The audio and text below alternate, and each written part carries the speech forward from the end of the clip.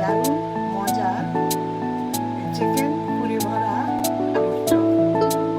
দারুণ মজার চিকেন পুরি ভরা আলুর চপ।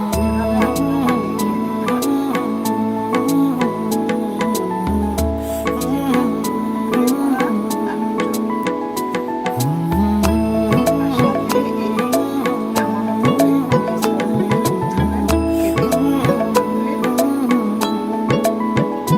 ভালোবাসবো বাসবো রে